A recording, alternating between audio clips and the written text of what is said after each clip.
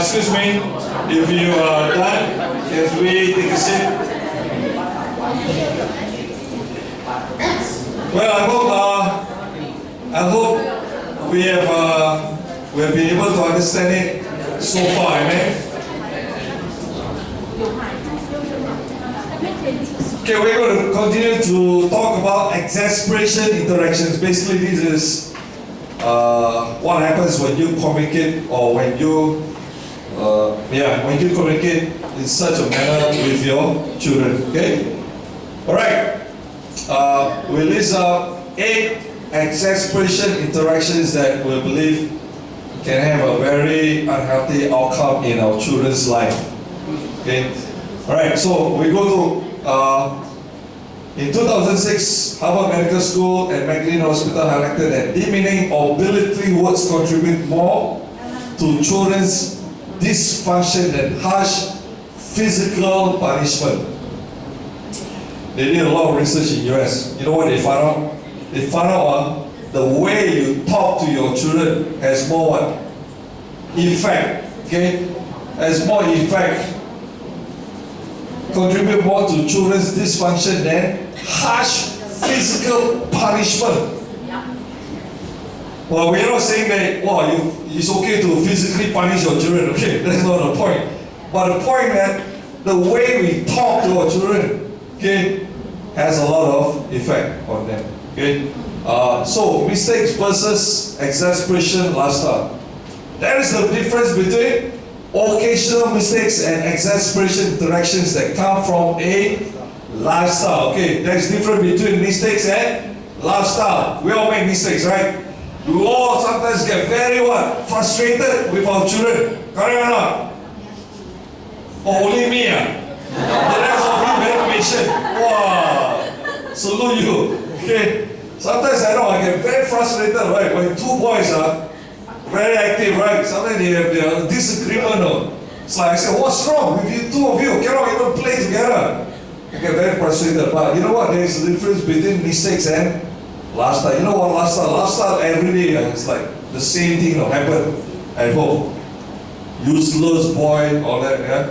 Okay, we'll talk more about it. So children should and will go through times of anxiety as a part of life, but hopefully not caused by the parents.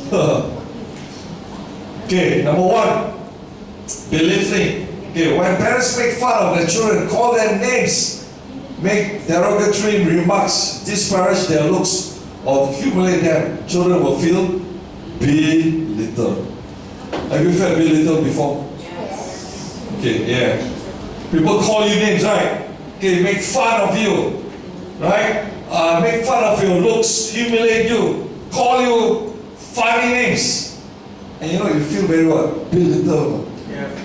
Can you imagine if you do that to your children, how would they grow up? Right? Example of belittling statements to sons. Big boys don't cry lah. Hey, stop acting like a girl. Right? You know, parents sometimes they think it's funny. Right? But you know, when you talk to children like that, it's like, how do you think they'll grow up? Let's see you cry like a baby. Taking like a man lah, oi. Imagine talking to your children like that. Okay, they feel belittled. They feel so small, no? Right? Especially if your parents are talking to them. Examples of belittling statements. 2 doctors. You know what? Hey, we are expecting a boy, not a girl, no? Huh. Can you imagine that? Talking to your daughter like that. You are a girl, but you look like your dad. What happened lah, hey? Can you believe that? If you don't improve your looks or wear nicer clothes or lose your weight, change your hairstyle, you'll never get a boyfriend. So belittle. Okay, it's not very healthy. They meant to talk to our children like that. And you know what? This happens a lot at homes. You know, I don't know, maybe some of us even experienced this when we grew up, right? Like what I shared, they call me Chicha, right? And so it's like they call you names and you feel so small, no? You feel like, who am I? I'm so useless. I'm so not good, right? And so we got to be careful, parents. Sometimes we think it's funny, but it's not funny. It will have a lot of effect on our children. So we got to be careful with what we say, what comes out from our mouth. Okay, it will cause a lot of effect on our children. Right? Right. Number 2, perfectionistic and conditional. Children will be exasperated by their parents when they feel they can never measure up to a perfectionistic ideal. Parents will cause this kind of frustration, care about how they are perceived by others, how they look in society. They demand perfection and are only satisfied when things go a certain way. And children rarely match this kind of expectations. The one who do feel love only to an extent. You know what is this? Big perfectionistic and condition. That means they gotta do what you expect out of them. Example of perfectionistic and conditional statements. I hope you feel terrible about your grades. Do you have any idea how this makes us feel? You know what? The parents are more concerned about the grades than the children. Why? Because they are very concerned of how they look in front of people normally, right? What will my friends think of me if they know my children have such a poor grade? That is why we try to encourage our children to do their best. Like what I shared yesterday, I got my 6-year-old son goes to kindergarten. Almost every week got tests, Ajaran. Then the following week, spelling. Then the following week, things here. Chinese spelling, right? And you know what? They give 6. I said, don't worry lah. It's like, try your best. Okay, we try to teach you. Okay, you just memorize 2 or 3. You got it right. Amen. Praise God. Right? It's like, why do you want to stress 6-year-old so much? Right?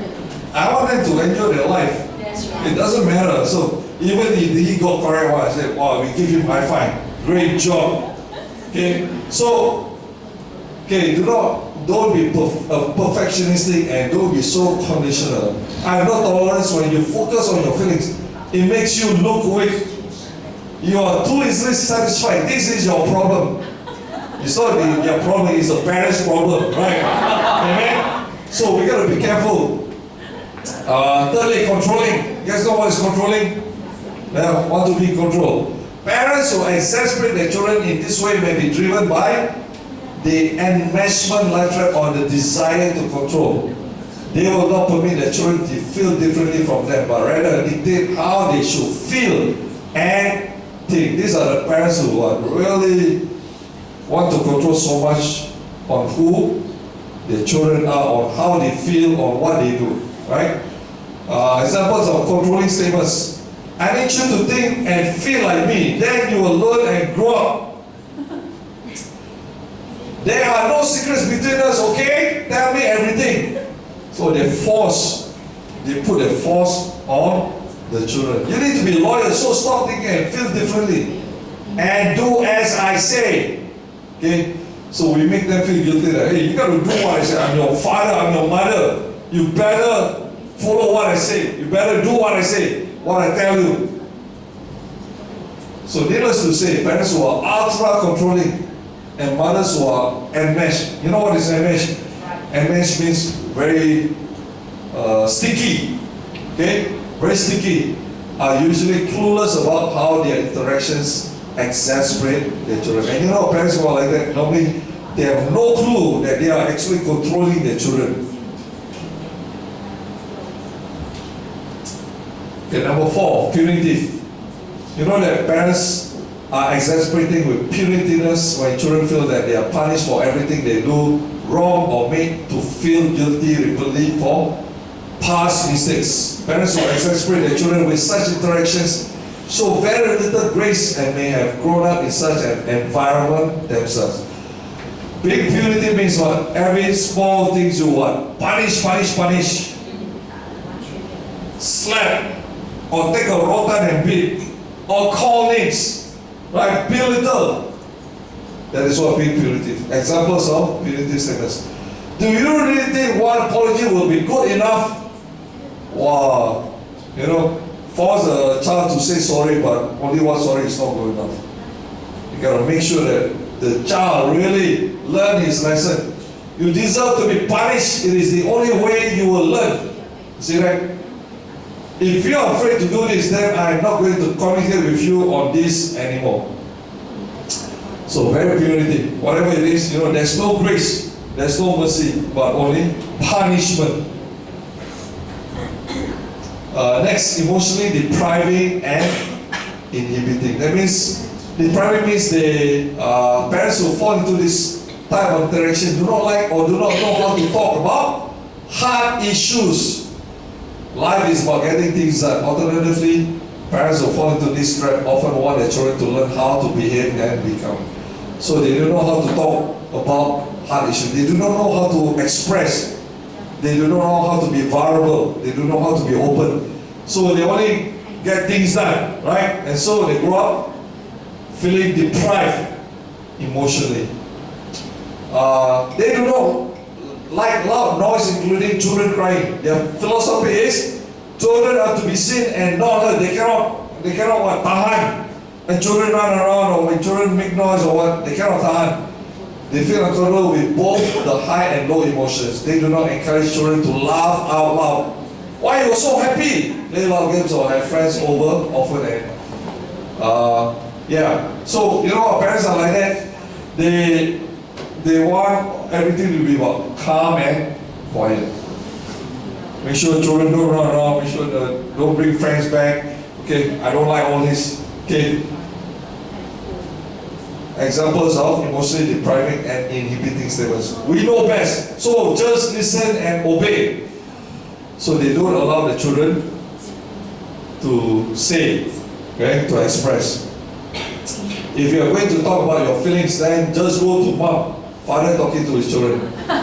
Okay, you want to talk to your mother. Okay, I don't want to listen.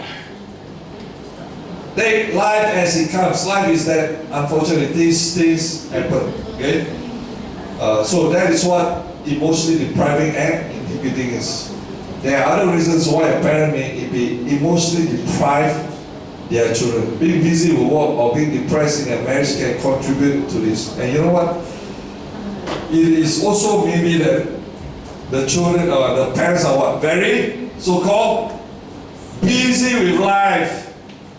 Go to work early morning, come back very late. I try to earn a living to support the family.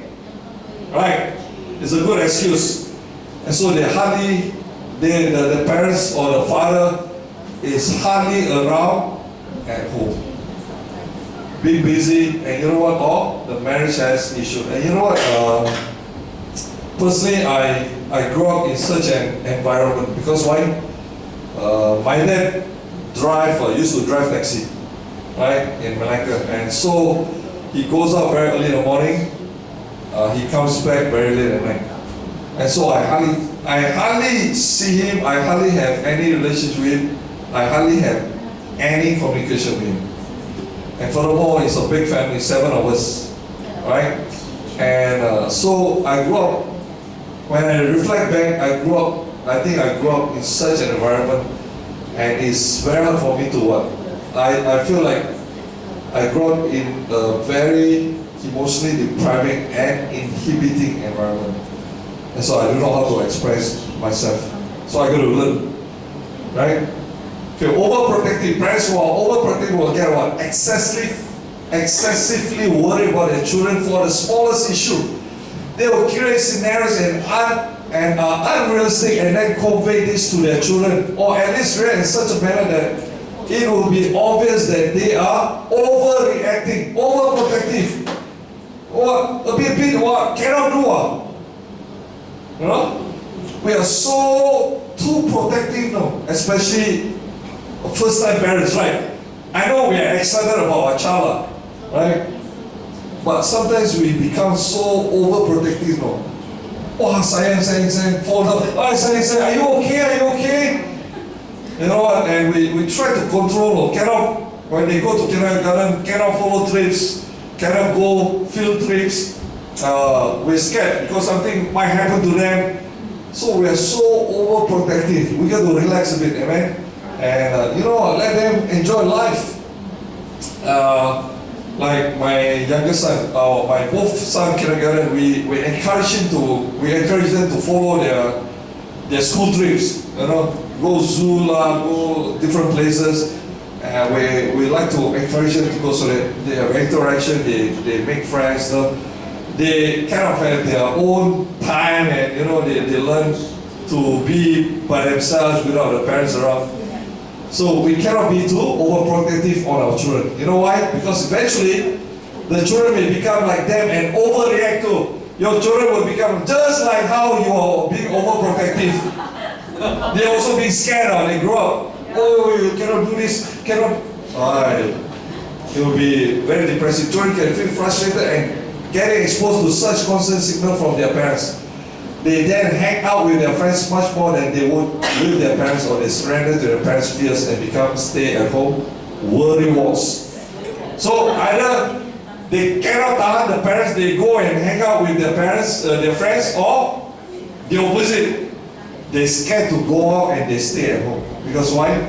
If I go out, things will happen. Yeah.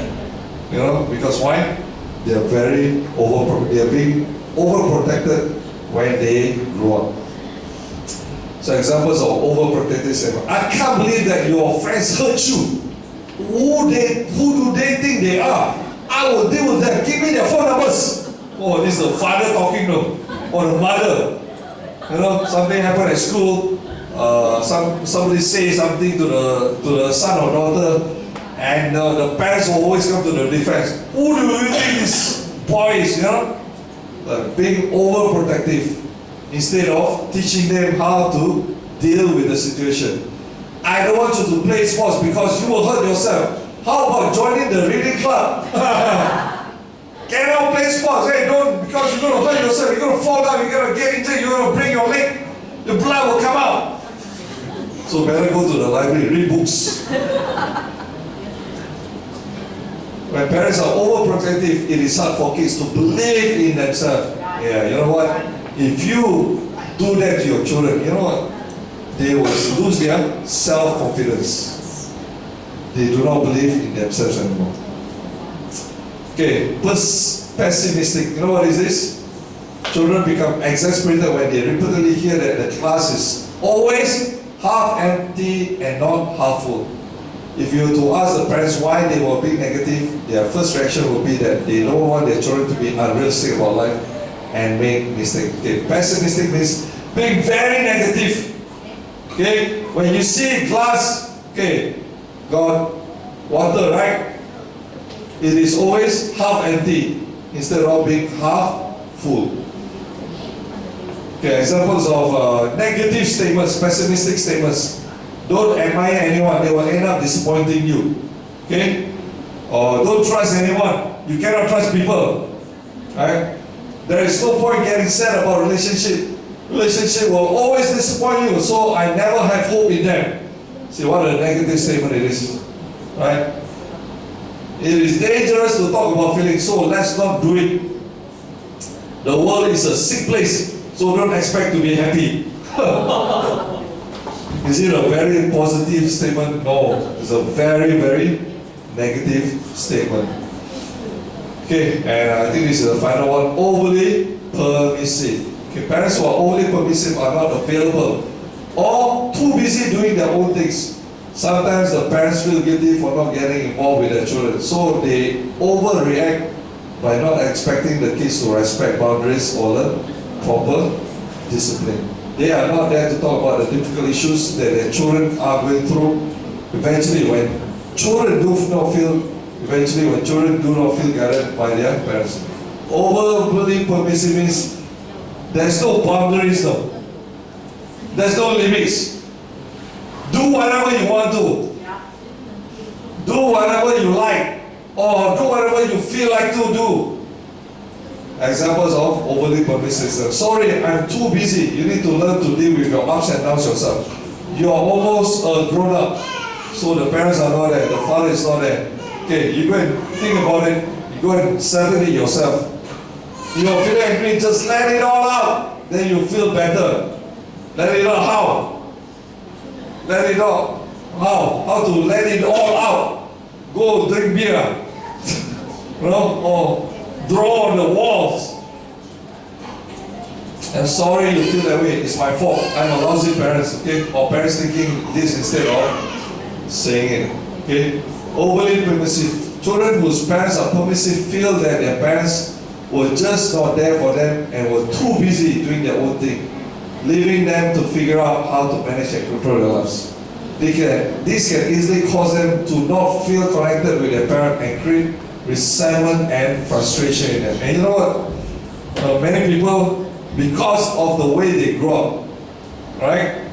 When they grow up, there's no boundaries, there's no limit. The parents are not there to guide them, to teach them, to tell them, hey, you can do this, you cannot do this. Right? And so, when they grow up, that's how they become. And they will teach that, or they will allow that to happen to their children as well. Overly permissive. And you know, when we were in Penang quite a number of years back, there's this parent who has a little boy, who's a boy, okay? And this boy, it's like there's no boundary at home now. He's allowed to do whatever he wants to. And the parents' philosophy or motto in life is, okay, let him do whatever he likes or feels like to do. And so this boy used the wall at home like a blackboard, it's like a drawing block, right? And you know what he did? He would go and scribble the wall, and it's like his art all over the wall. His house, you go to the house, you can see all the marks or the pencil and pen. Because why? The parents say, okay, let him express himself. So don't take lah, go and draw on the wall. There's no stopping. Yeah, let him express his artistic skills. And one day, I heard this boy got so, not happy with something, threw all the books from upstairs and threw downstairs from the apartment. Because why? There's no boundaries, there's no limit. The parents are not teaching him, hey, you cannot do this. Okay? So, children grow up such a way. And so today, we look at the 4+1 core emotionalists. Alright? I don't know how much you can get tonight, but the most important thing, you remember this, 4+1 is not 5. 4+1 is core emotionalists. Okay? So the 4 core emotionalists are, number 1, connection and acceptance. You got to be able to what? Create a family or create a relationship with your children. To be connected with them. That they feel accepted. Okay, spend time with them. It's very important. Go and make time, spend time one-on-one with them. Have a family meal. Okay? If you're working, I know you're busy or you come back late, but try to, at least 5 times a week with your family. Right? Spend time 1 hour or once a week with your child if you have one. You know what? Very easy to do. Okay? Healthy autonomy. Number 2, healthy autonomy. Number 3, reasonable limits. Healthy autonomy means you let them, do their own things, but you guide them along the way. Okay? Not just go in there and try to do everything for them. Reasonable limits. Hey, let them know that in this house, okay, you follow rules. If I let you play 1 hour, okay, you gotta stop. Okay? Reasonable limits. Realistic expectation. Even if they don't get the top for number 1, number 2, number 3, as long as they give their best, you give them high five. Great job. Realistic expectation, right? And +1 is the spiritual values and community, where this is very important as we teach them about what is wrong, what is right.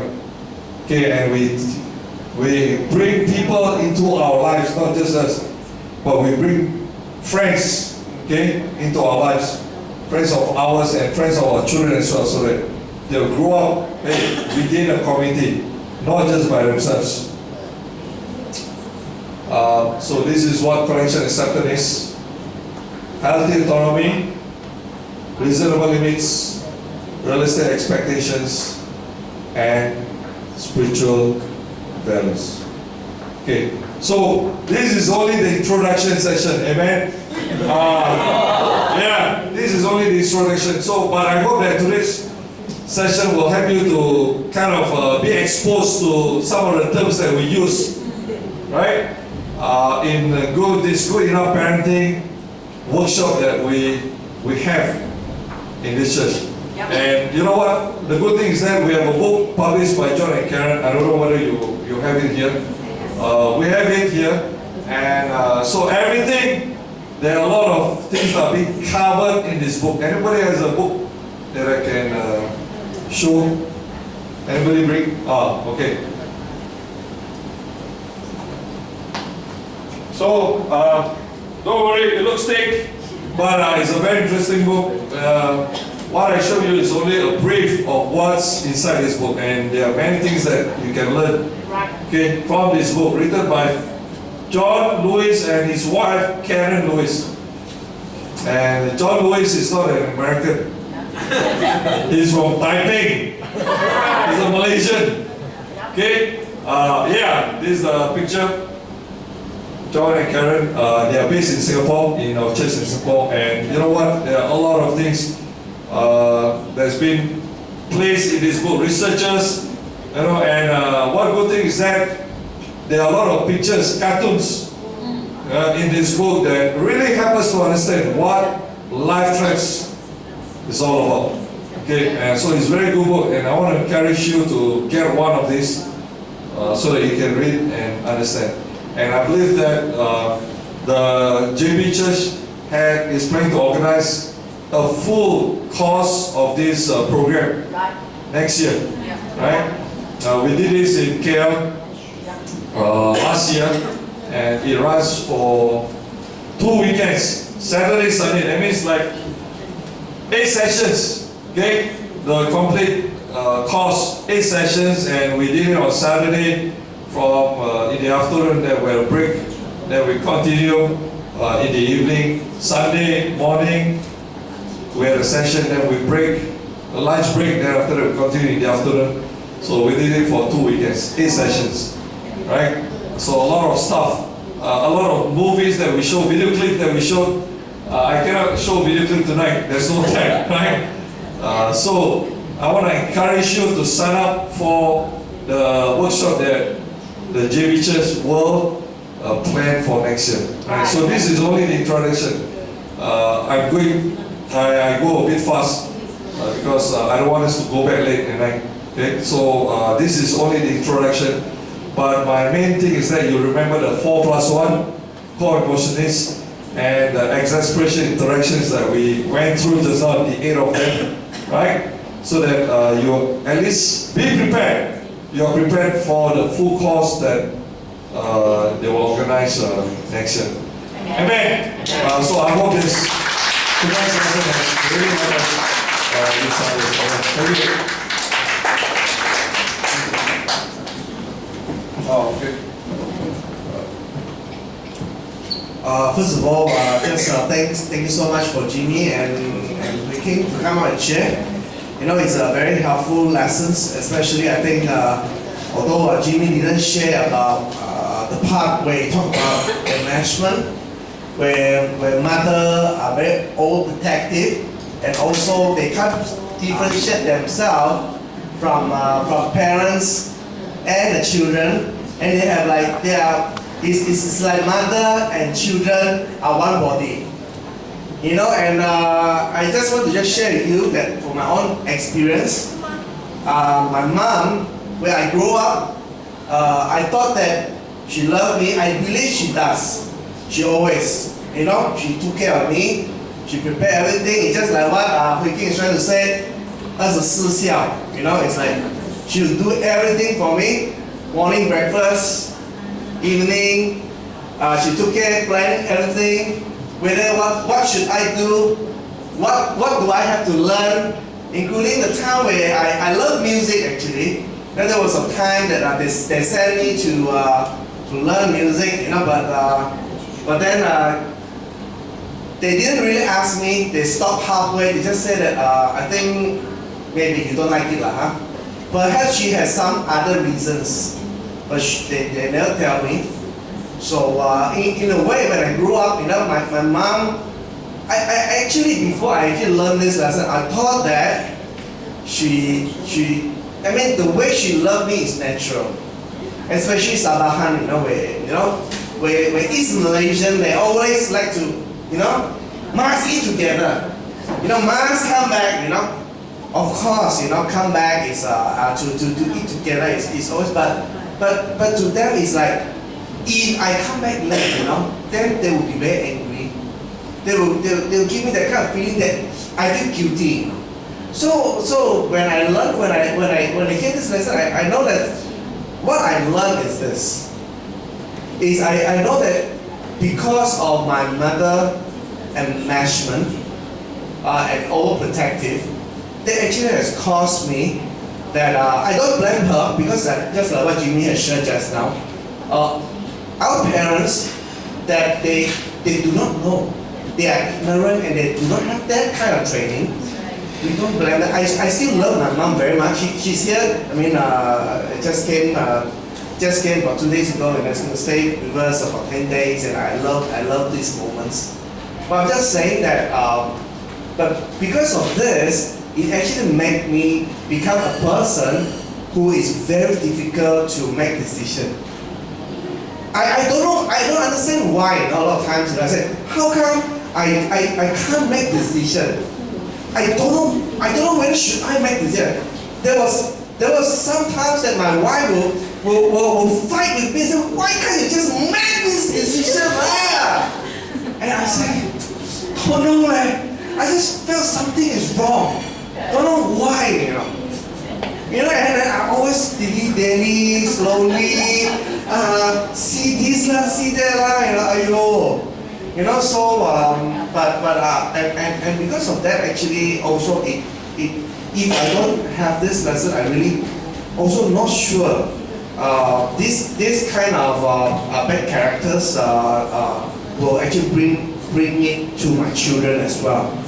I don't know how to make decision, and imagine my children will wait for me for certain decision. I will just then they will become very angry, right? They say, what kind of father is this, And of course, I'm still learning. I'm realizing more. I have friends that in the church or friends that know this and they can help me. I really hope that today, I know although it's introduction, I hope that you can really see that they got so much to learn. Yeah. I believe that you may have some questions. I really want you to feel free to ask. And we can get actually both of them to actually, maybe we can have about 5 minutes to ask questions and answer if you have. Yeah. Any questions regarding about parenting or anything, please feel free to ask. Anything, don't worry. If you have, please do. And just ask any question. Then I'll get Jimmy and looking at all them. Can come us to share. Any one of us? Oh, very good, really. Yes. I just want to ask, what age the children will be able to decide for themselves, or because my husband said like this, oh no, let your son just decide for himself, don't interfere anymore. This is big enough already, and he can handle it. Must know decide on what. Like right? for example, don't about something like how to handle himself, or what to do and what to not to do. Oh. For example, like going out with his friends, or how to take care of himself, something like that. So my husband said, you don't have to interfere about his things. That he can handle. How old is he? And that is us. This year, 18 years old. 18. Yes. Yeah. Obviously, he's big enough to decide on himself. But I think as parents, we need to be able to guide him, guide him. Yeah, and So that's why the spiritual values and quality is very important, I believe, because this is what we try to teach, the children in our church that hey, this is right, this is wrong, but obviously we cannot force them, to do what we say, right? If you force them, especially during these teenage years, the more you force them, the more they will go against you, right? So that's why it's not just to let them to make decision. It's like all the process throughout the years that we need to kind of have them, in connection, whether we are connected to them. If we are not connected, if there's no connection, then they will not listen to what we say, right? So it's the process that that's going through in his life throughout the years. I don't know whether... Is it, yeah. I was thinking, am I right that a parent will, along the way, even they are older, we are married, we still need to give them the guidance. Yeah, I believe so, yeah, because we are experienced, so it's based on, a lot based on relationship, how close we are to them, connection, and all that. So I believe we can, even if they want to get married, I believe we can give them some advice. Whether, hey, this is the right decision or not. I don't think, because I think it's our responsibility. I think I'm not being a responsible father if I don't tell them what is right, what is wrong, or how I feel. Just let them do everything. And I don't think that is a very responsible thing to do. Thanks. Any more? Any more questions? Oh yeah, let's okay, 对。他是讲是适当的要求，我们给到他。对。如果是过分的要求，就我们全部不给，对不对？对。是。你是想要问的意思是说，怎么样才算是恰当的？不要太过分的要求。She is actually asking what is the proper reasonable limits that actually can, because she was asking that we know from the lessons that we should not have unreasonable limit. We must give them a proper limit. We cannot be perfectionists. We cannot, So how can we make sure that we can have a reasonable expectations? Limits or expectation? I would say the expectations. It all depends on different areas, because we cannot just emphasize this on all the areas, right? Or on all the different children, because it has to be on different areas or whatever it is, because it has to be more on the specific needs of what she's talking about. 可能你讲说，比如说 Like maybe you can give an example. 学业吗？还是说？比如说孩子他的要求他欲望很高，我去补习，他的要求很高啊。他的要求，他自己的要求很高。对，但我们要打着他的电话，不要让他生气嘛，还是适当的，不应该是这么严格。说比如说什么样的要求？比如说现在iPhone 6出了对吗？ iPhone 6. So your son, daughter, how old is your daughter? 几岁？几岁？15岁的。Okay. Yeah, it depends, whether you can afford it or not. But also it's good that I know that some people they make their children work to earn to get what they want, obviously you can reward them. Obviously if you have money, then it's okay for you, as long as there's boundaries, limits, you gotta tell them, because with iPhone, with smartphone, all this, there are a lot of things you can do. So there has to be a proper guidance. But I know that one friend of mine that that the son asked for iPhone, right? iPhone 5, I think. But he told the son that, hey, okay, if you score well in your exam, then I'll give you that iPhone that you are asking for. Wow. And he can afford it, so, and the son studied very hard. He scored very well, so he got an iPhone. OK 我这里我可以跟你分享关于到我自己的女儿，她要买，她今年15岁，去年还是2年前她要买手机，好，她买手机，我说，我跟她有这个协议，啊，有这个协议，协议就是说。手机，我告诉他说有几个主要的那个条件。第一个条件是手机并不是你的，是爹地给你的。你如果是触犯或者是有任何不正确的用法的，我是有权利跟他拿回。这是其中一个条件，我刚才说的。第二个条件是，手机是拿来做 communication， 对，就是去沟通 ，OK， 去沟通。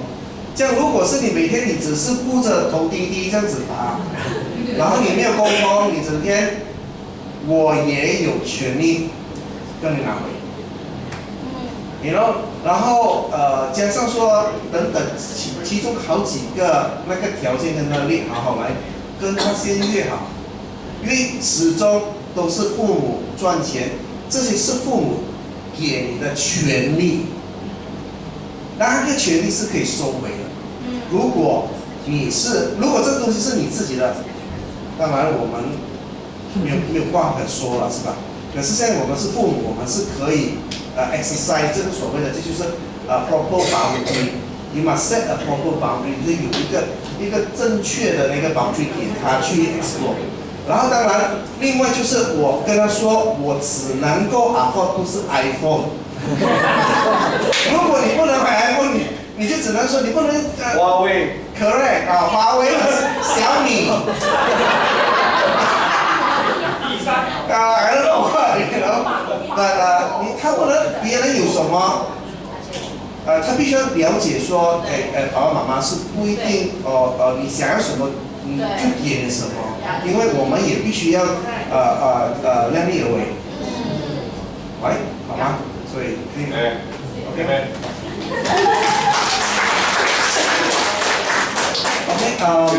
any more questions? What? No? Alright, so it's okay, don't worry. You guys can feel free to come and talk and speak to Jimmy and Hui King and the rest of us who actually invite you. And we also have some refreshment. Please stay back and have a talk with us. We would love to know you, to actually, share our experience as a parents. Okay, thank you so much.